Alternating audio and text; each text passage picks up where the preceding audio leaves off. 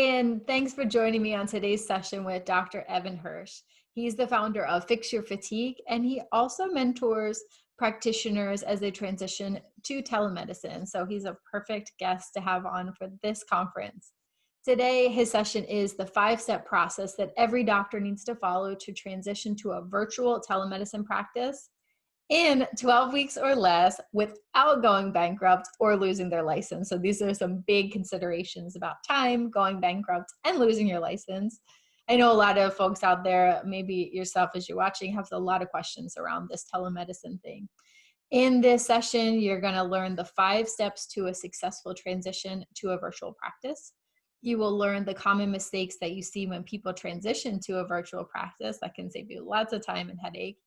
And then finally, how do you make sure that your practice is profitable? That's something that we're all asking because we're here in business to make sure that we are healing, helping, but also making money too. So without further ado, let's introduce Dr. Evan. Hey, Dr. Evan, it's so nice to have you here with us. Nicole, thanks so much for having me on. Awesome. So I want to get started. Can you just walk us through, maybe tell us a little bit about yourself? I know I already read about your bio, but give us some of the pertinent information and walk us through how you got started in telemedicine. Yeah, so I really didn't have a choice. I mean, you always have a choice, but for me it was a story of burnout. Mm. I graduated from medical school, went to residency in family medicine, met my wife, fell in love, and then 3 months later she had fatigue. She got over it 3 years later. Sorry, 3 months later she had fatigue, and then 3 years later she got over it.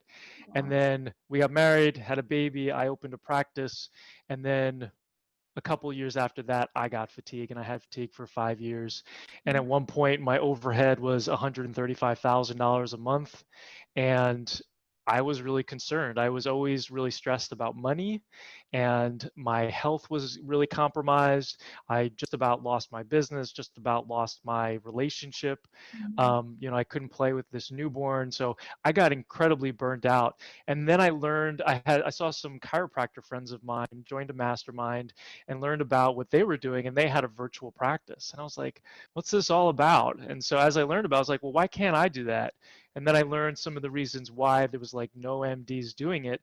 And then I did some research and spoke with lawyers and figured out how to do it as an MD. So now that's what I do. Besides helping people resolve their fatigue, I'm also on a mission to help as many docs as I can make that transition from brick and mortar Mhm. to a virtual practice, because I tell you, I am so much happier. I mean, yes, this is COVID and I'm in my office right now, my home office, but this is my regular office anyway. Like, I'm all set Yeah. up for this. And it's been, COVID hasn't really affected my business at all. You just mentioned that when you were researching this, there weren't a lot of MDs doing virtual practice. Can you talk us through why that was true then and why it might still be true today? Yes. So, I mean, first thing is that you need somebody to kind of blaze the path for you first in order to be able to understand that it's a possibility. I had never seen anybody do that. The second thing is state licensure. Like, if you're going to have a virtual practice, how are you going to see people? And like, what are the rules of your state? And so that's one of the steps that I take people through in my process. But you can't practice across state lines. Your licensure determines where you practice. And Mm. so that was one of those things that I had to figure out, and I'm happy to share how that happened, like how to do that. But I figured out how to practice across state lines, and that was the big thing in order to be able to increase my reach and be able to go this direction. Yeah, and let's jump in there because I know you've got the 5 steps that really help doctors to transition to telemedicine. So do you want to walk us through those 5 steps? I don't know how in depth they are, but we can get started. Definitely step number 1. Absolutely. Well, I'll give you kind of like high-end overview, and then we can dive into whatever you Right. want. So the first thing is creating a master plan. Mhm. You know, Abraham Lincoln said, if you give me 6 hours to cut down a tree, I'm going to use the first 4 sharpening the axe, right? So I realize, and what I've seen is that it's just so imperative to create the plan. And part of this is reverse engineering your life. like figuring out exactly what you want your life to look like. You know, do you want your life to be more simple? Like for me, it was getting rid of insurance. I didn't want to deal with HR issues anymore. You know, I wanted to keep what I loved about medicine, but wanted to get rid of what I didn't like about it that was really keeping me up at night or stressing me out or anything like that. Um, and so that's the first thing. And the reverse engineering thing is really cool because I figured out how many people I needed to see based off of how much money I wanted to make. So if I knew, you know, I needed to bring in $30,000 a month, then I could reverse engineer and figure out, okay, well, how many people do I want to see every week? And then I could figure out how much to charge them so that I could satisfy that. So that's really big. So that's number one, the master plan. Number two is figuring out the legalities and the feasibilities of what you want to do. So what's your state law? You know, for me, I'm in Washington State, just south of Seattle. And according to Washington State, if I see somebody face to face in person once in Washington State, then I can prescribe for them for as long as I need to, until I determine that it's time for me to see them again. Now, I don't use that because I also found out that I could operate as a coach and I could separate out my business as a coach and business as an MD. And as a coach, I can practice across state lines and people just sign agreements based off of which practice they're joining. And I've done all this with a lawyer, and it's been incredibly powerful for practicing this way. Is The it ever, next step, go ahead. to pause you for a second, does it ever get tricky when you have to have your coach hat on versus your MD hat? You know, you just like. Right. Well, actually, everything now for everybody who's coming in, it's all coach. And Okay. so all of my stuff is really set up as a coach, but people who followed me from my previous practice, I'm still able to prescribe for them because I saw them face to face in person, but I'm not taking on anybody new. But I could, if I wanted to, if somebody wanted to just set up like a WeWork office, you know, in their town and they just go there and once a month I have a number of clients, you know, then I could continue to use my MD. So, Okay. yeah. Great. And So have you go ahead. noticed that things have changed since COVID? Have there been any relaxation on legalities about practicing across state lines? Have you seen any of that changing? There has been, but I think it's also been really nebulous. Mm. And I've heard some people say that, you know, once you let the cat out of the bag, you know, you're going to be allowing people to practice across state lines, and that's going to continue. But I really don't think that's the case because states make a tremendous amount of money on these licensing fees, and they're not just going to let those go. That makes sense. I didn't think about that part of it. Follow the money. Mm-hmm. So the next step, any questions on that before I move Nope. on? No, great. Okay. Thank you. So the next step is all about workflow. Okay. So figuring out what your new workflow is going to be so that you're not like taking your brick and mortar workflow and trying to fit your new telemedicine practice into that workflow. Mhm. So what are some examples of what that might look like? What's like a typical, walk us through a typical virtual practice workflow. Are there still back office systems, front office? You have a front desk person? Do you know, like, what are you Right. doing in terms of staffing? Like, what does that look like? Yeah. Well, to kind of give the comparison where I was coming from. So people used to walk into an office in my brick and mortar, they would get checked in by a person at the front desk and then they would message me, let me know that they were there. I would take the person back, we'd have the visit. I would then hand them off to the front desk person. They would provide supplements and labs and take any sort of payment. Person would leave and then I would message them back and forth if there was anything before their next appointment. Oh, and they'd schedule them as well. Mm-hmm. So now what it looks like is that we both show up in Zoom. They get reminders from my electronic medical record that says, hey, here's the link, here's the time. They click on that link when it's time. We both show up. We have the visit. At the end of the visit, I schedule them. And then I also say, here's my lab store and here's my supplement store. And this is where you purchase the stuff that you need. So they go and they purchase that stuff. It comes to their house. That's awesome. Who are you using for your supplement dispensary? You full script? So I'm using Carewell, Kaerwell. Oh, And the reason why I'm using them is because they allow me to have the supplements that I need pretty much any supplement line that I want, as opposed to full script. They're not willing to carry certain supplements line. Some are very important to me for the work that I do with fatigue, treating infections, heavy metals, chemicals, and molds. I want to make sure that I'm using what works. And for lab testing, do you have a favorite platform? I do. I use a company called True Health Labs. Now you can use directlabs.com, but I have found that True Health Labs has worked well for me. They have the labs that I'm interested in. And they'll ship them directly to someone's home and they can just do their labs there. They do. They ship them direct, yeah. Cool.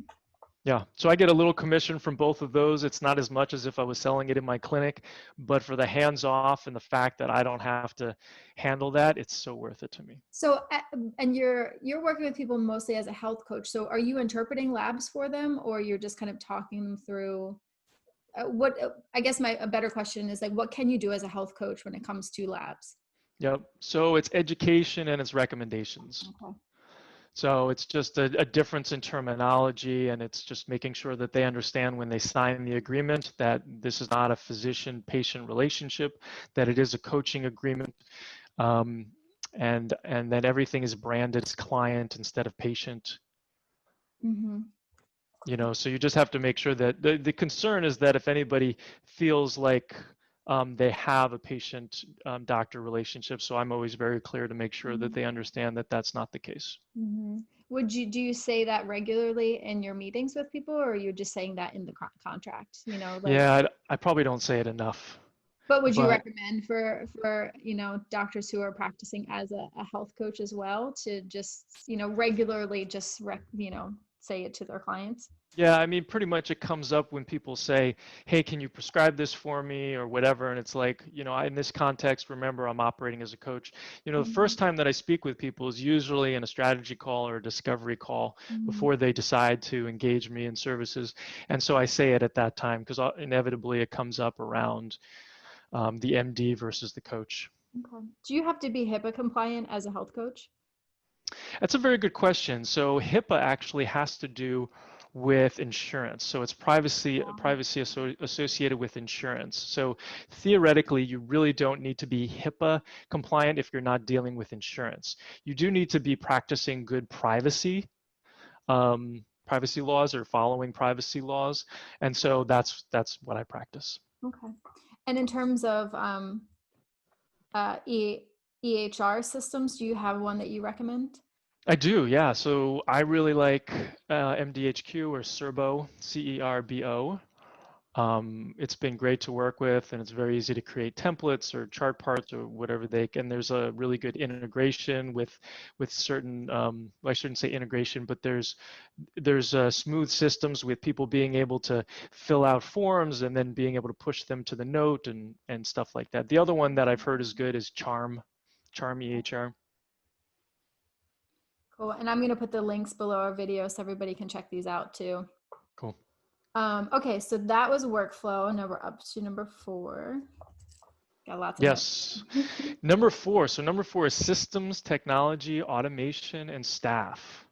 So Okay. this is where this kind of answers all the questions that you just Yeah. asked around, you know, like what systems are you using, you know, and you go back into the workflow and you figure out how all of these things are going to fit into your system. So I'm a big automation guy, and so which is one of the reasons why I use Kartra. We were talking about Kartra before. Yeah, we had a little geek out beforehand, and this is not the first time it's come up in this conference. But I personally geeked out about Kartra, so That's right. Yeah. And yeah, so if I'm you probably guys the want, link below most of the videos and being like, get Kartra. that's right. Yeah. If you guys want Kartra, you better click on Nicole's affiliate link below and, you know, and get that It's Kartra. actually part of the VIP upgrade too for this conference is because I'm a designer and I do branding and websites, and I put together a bunch of sales funnel templates that are really fun and functional. And so people are getting access to like 20 or 30 different templates too. So I'm just like, I'm trying to get people on that Kartra bandwagon. Yeah, I love it. So yeah, Kartra and Cerbo for my EMR.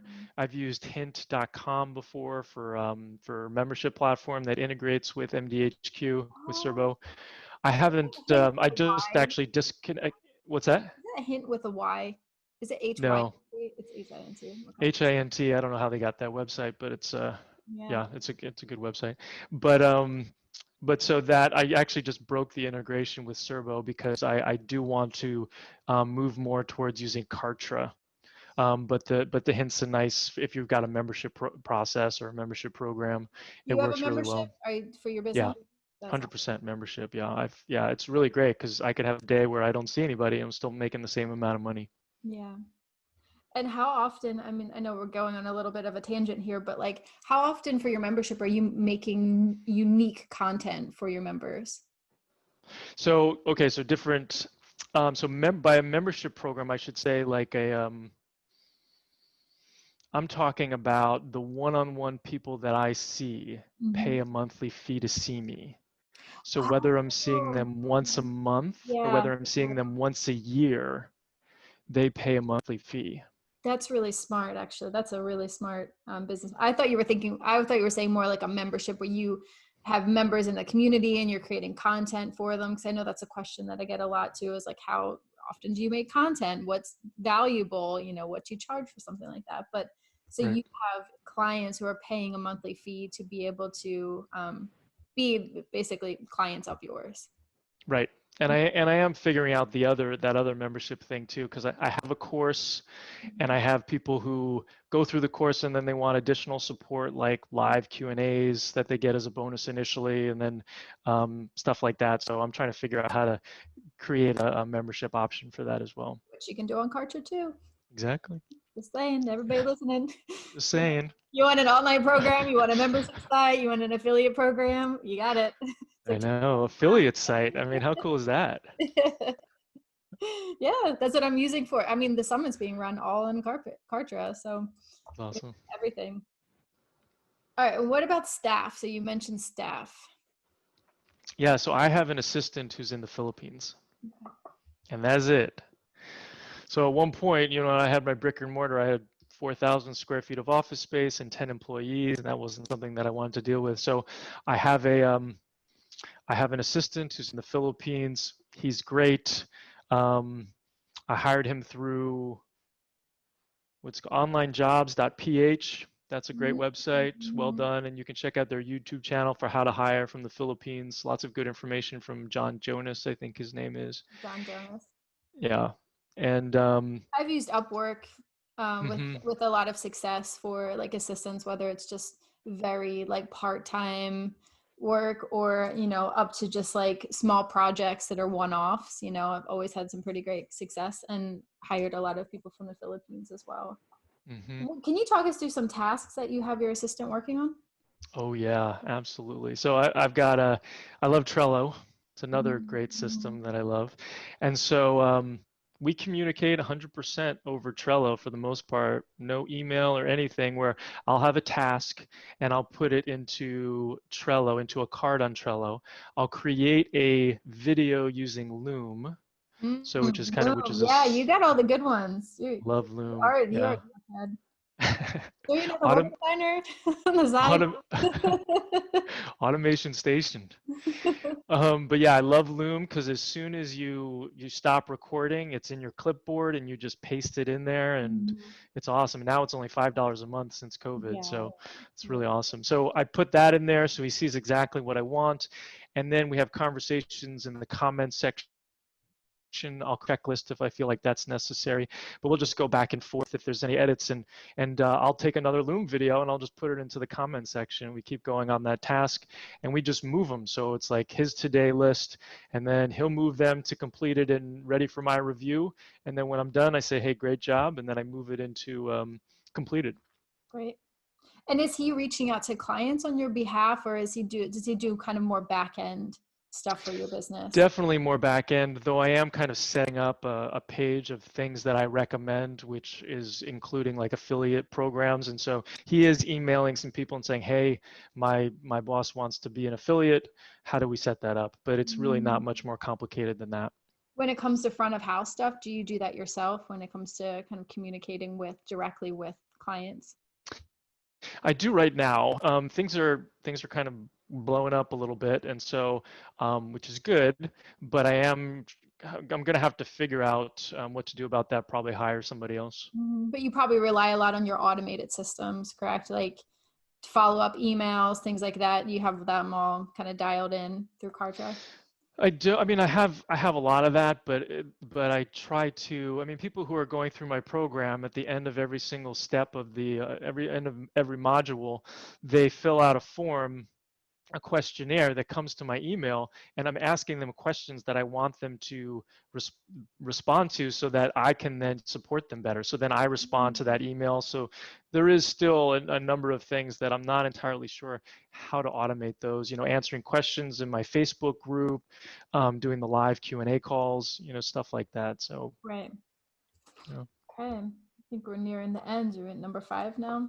We are, yeah, number 5, which is kind of the launch, communicating with patients or clients around making the transition, the announcement, and the actual transition itself. So you've kind of set the stage, you know what to expect, and um, then it's to go ahead and do it and convey what you're planning on doing. I mean, one of the things that I realized, and one of the reasons why I did this is because I wanted to have greater impact. I want to help 1 million people resolve their fatigue, and I knew that I couldn't do it face to face with people one-on-one.